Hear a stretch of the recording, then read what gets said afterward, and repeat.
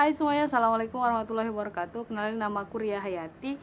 Di video kali ini aku mau sharing aja sama teman-teman semua, karena mungkin 1 bulan ya aku nggak rajin upload ke YouTube.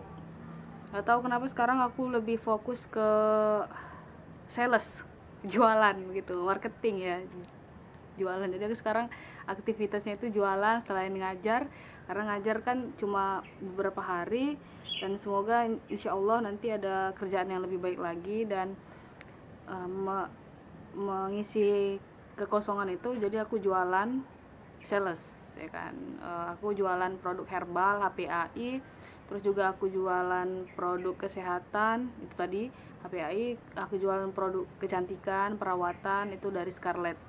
Jadi kalau misalnya teman-teman mau juga order, bisa nanti tinggal komen di kolom komentar atau DM di Instagram, atau juga boleh email aku. Oke, itu sekilas info ya. Jadi mahasiswa kita kan sekarang udah masuk di 2021 dan sepertinya kita tidak akan tatap muka juga. Kebanyakan mahasiswa bingung nih untuk menentukan judul ataupun membuat judul skripsi sebagai tugas akhir untuk mendapatkan gelar sarjana. Jadi dalam pembuatan judul, apalagi ini proses daring, mau konsultasi sama dosennya kadang mager gitu kan.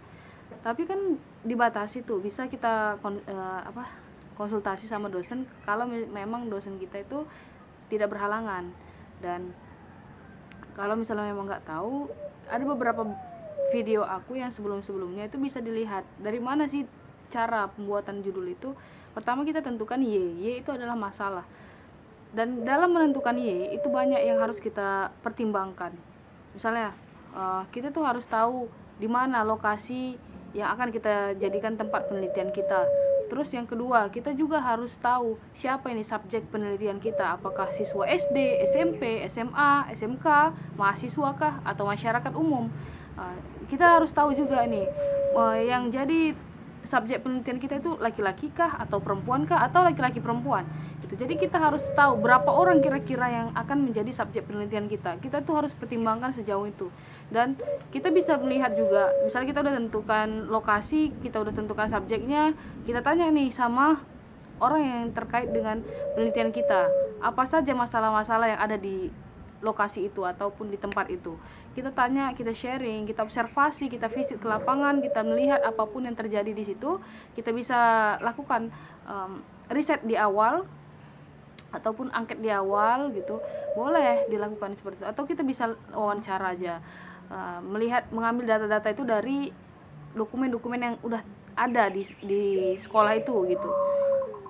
Udah kita tentukan tuh kira-kira masalahnya terkait dengan motivasi belajar. Misalnya motivasi belajar selama daring itu menurun misalnya. Jadi itu yang kita gali terus, itu yang kita jadikan masalah. Berarti masalahnya adalah Y-nya adalah motivasi belajar. Apa nih, kita mau meningkatkan motivasi belajar atau melihat hubungan motivasi belajar, mau apa? Kalau misalnya aku, dosen pembimbing kami itu biasanya suka apa yang mau ditingkatkan, berarti kita buat efektivitas. Kalau membuat judul dengan efektivitas, kita tentu memberikan layanan. Layanan apa yang cocok untuk meningkatkan motivasi belajar siswa? Berarti kita memberikan layanan informasi misalnya, atau layanan bimbingan kelompok misalnya, atau layanan konseling individu misalnya. Ya udah kita berikan layanan bimbingan kelompok misalnya. Efektivitas layanan bimbingan kelompok dengan teknik. Kalau misalnya dosen pembimbingnya tidak meminta teknik, kita bisa gunakan tanpa teknik. Tapi kalau misalnya zaman sekarang gitu kan udah banyak penelitian-penelitian yang tidak menggunakan teknik, ya sekarang kan harusnya pakai teknik dong gitu. Terus itu kita lihat misalnya kan efektivitas layanan bimbingan kelompok menggunakan teknik sosiodrama misalnya, untuk meningkatkan motivasi belajar siswa.